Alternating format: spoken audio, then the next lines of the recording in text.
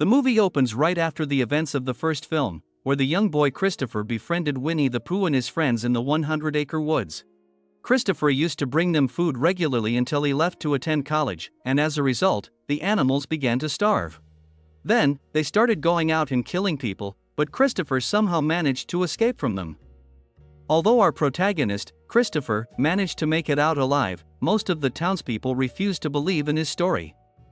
He slowly became an outcast of society. But there was also a small group of locals who believed Christopher. Determined to kill the creatures, these people searched the 100 Acre Woods for months, but they couldn't locate any of them. Pooh and his friends were now pushed deeper into hiding. On the other hand, Chris studied diligently and finished his medical training. He joined Ashdown Hospital as a junior doctor, but it quickly became apparent that the people didn't trust him. In fact, they made a movie about the 100 Acre Massacre, depicting him as the villain. The scene then cuts to the present, where we see three female friends, Mia, Jamie, and Alice, camping and performing a seance in a caravan in the middle of the woods. Just as they complete the final step, an unseen force rocks their caravan. This scares them shitless, and they assume the spirit has been summoned. And then, all of a sudden,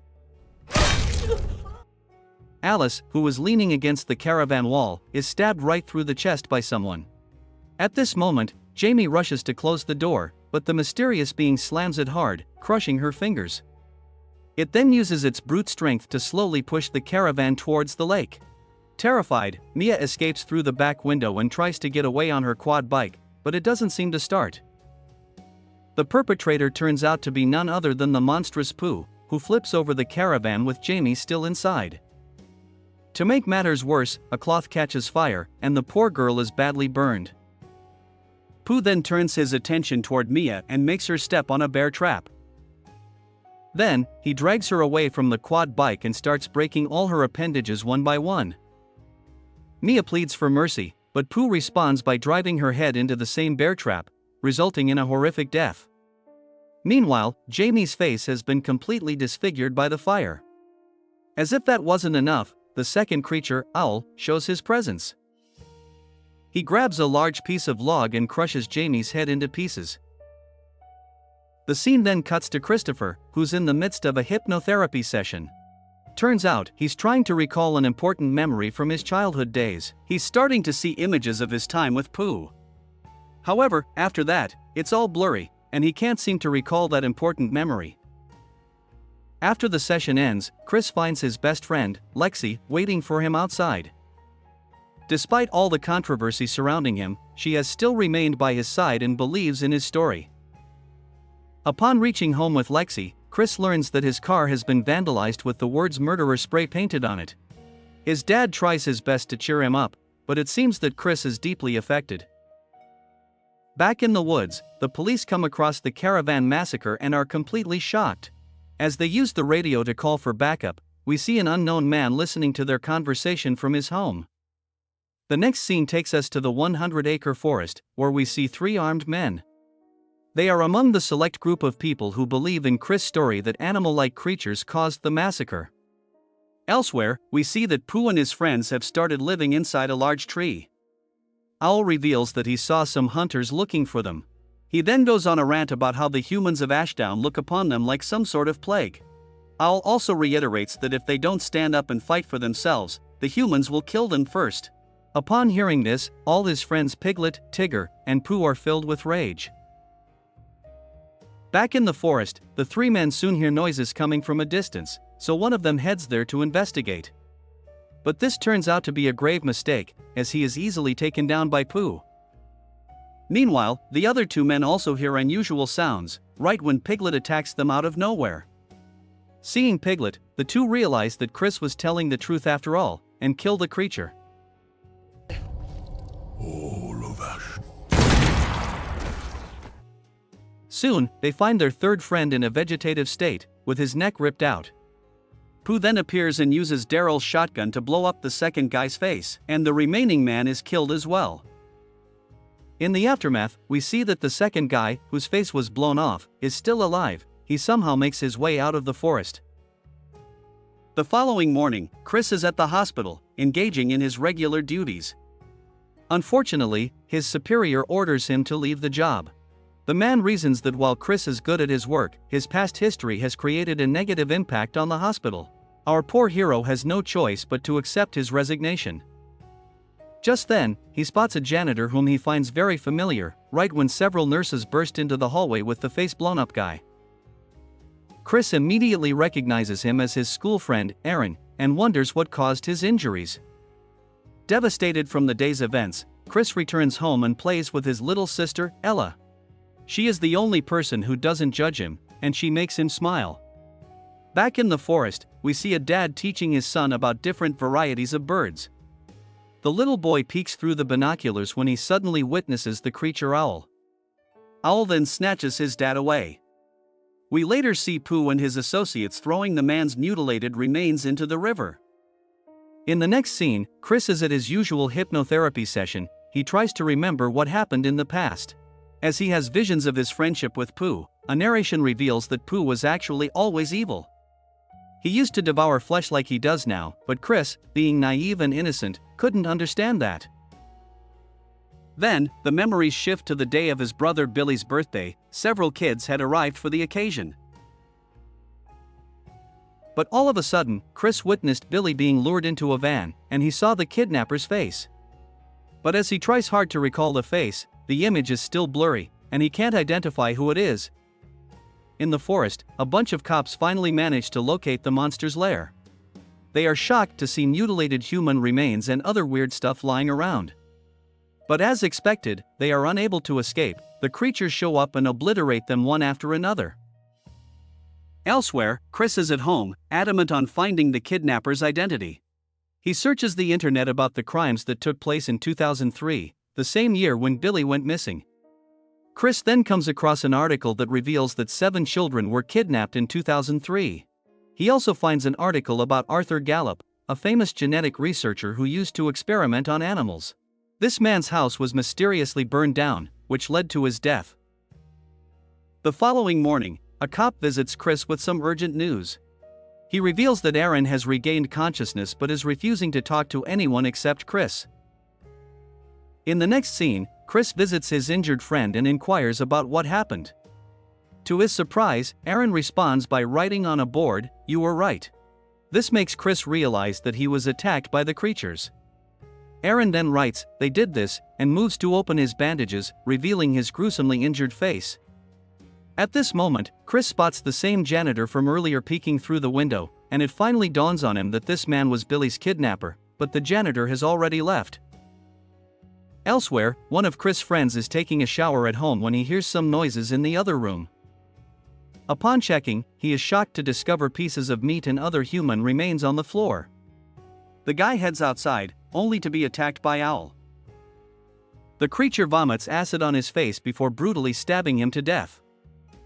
On the other hand, Chris starts tailing the janitor wherever he goes. He finally locates his house and infiltrates it, holding a weapon in hand. When the man is confronted, he tries to act all innocent at first, but he finally speaks up. The janitor reveals that he was paid by Dr. Gallup to kidnap several kids, and in exchange, his debts would be paid off. He further reveals that the crazy doctor would experiment on those kids. He used to alter their genes, combine their DNA with animal DNA, and perform several other unimaginable things. Dr. Gallup was eventually successful in his experiments, and he created monsters. However, when he realized that they were dangerous, he decided to end them. The janitor got to know about his intentions, so he followed Dr. Gallup to the 100-acre forest. He urged him not to kill the children, but the janitor was very drunk at that time, and he soon passed out. When he woke up, he discovered that Dr. Gallup had already buried the children after killing them. In a fit of rage, the janitor grabbed Gallup's weapon and killed him as well. The buried children weren't dead after all. They soon came out from their graves like zombies and have been wreaking havoc ever since. In the aftermath of the incident, the janitor fled to Dr. Gallup's lab, grabbed all the documents that could lead to his arrest, and burned the house down. Ever since then, he has been keeping tabs on the monsters, revealing that he is the one who regularly intercepts police communications.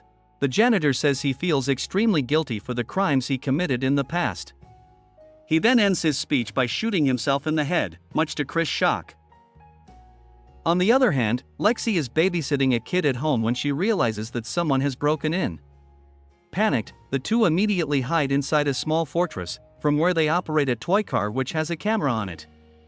They lead it to the main door and notice a gigantic man, who is none other than Pooh. Soon, the monster goes upstairs and manages to track their location, but Lexi and the kid somehow escape. Several cops are outside, and Lexi anxiously explains that a creature is in the house, but the cops don't believe her. Still, they send one of their women to investigate the matter. But the female cop is soon attacked by Pooh, who rips out her hand and stabs her face with it.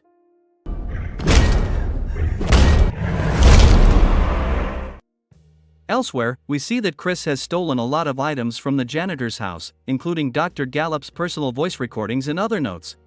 In one of the recordings, he mentions how his experiments on children are working. The kids are now taking the form of the very animals their genetic sequence has been linked with. They have also acquired regenerative abilities, meaning they can heal their wounds. Just then, Chris gets a call from Lexi, informing him about the situation.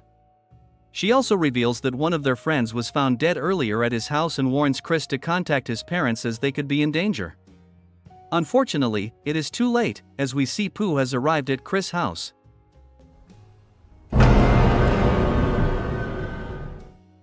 He infiltrates the house and firstly kills Mom by repeatedly bashing her head against some pointy knives. Dad becomes the next victim, as we hear his desperate cries. Pooh then finds the little girl, and the scene abruptly changes to where he finds a picture of Chris as a child. Shortly after, Chris arrives home, only to witness the dead bodies of his parents. This completely devastates him, but his troubles are not over yet. When he rushes to his sister's room, he finds her missing. On the other side of the town, a rave party is in full swing. But little did they know it would be their final party ever. Soon, Pooh arrives at the venue and begins slaughtering the innocent people one after another. Chaos soon erupts inside the hall when the killing happens in front of everyone, and the survivors rush to find a safe spot to hide. Unfortunately, as they rush outside, another monster, Tigger, joins the party. Using his sharp claws and flexible body, he mutilates several girls while calling them bitch.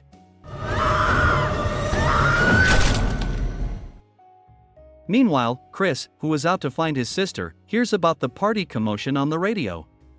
Realizing that the monsters are here, he grabs his gun and heads in that direction.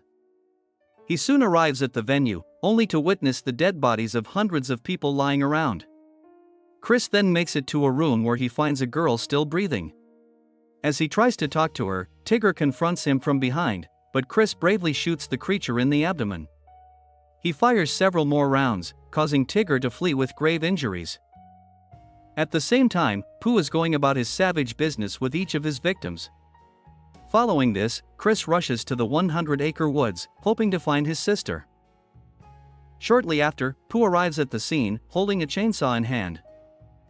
Chris desperately asks about his sister's whereabouts, but Pooh starts the chainsaw instead and begins pursuing him through the area. A game of cat and mouse then follows, which ends with Chris on the ground and Pooh about to attack him. But at that moment, the monster spots something, which causes him to drop his weapon and ignore Chris. He takes a few steps forward, where he sees the very grave he came out of. Pooh imagines the younger version of himself standing next to him, making him emotional. Seeing this, Chris calls him Billy, finally revealing that the monster is none other than his brother. He apologizes for what he has been through but pleads that his sister be released.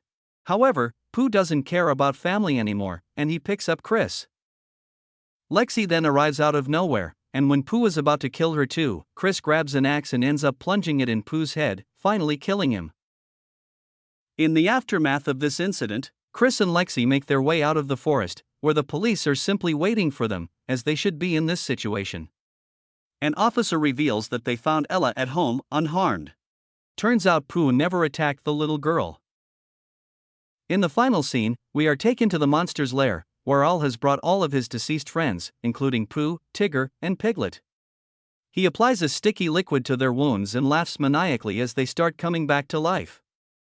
The movie ends as Al says, "We'll all be back for you, Christopher Robin." Thus, we reach the end of this film.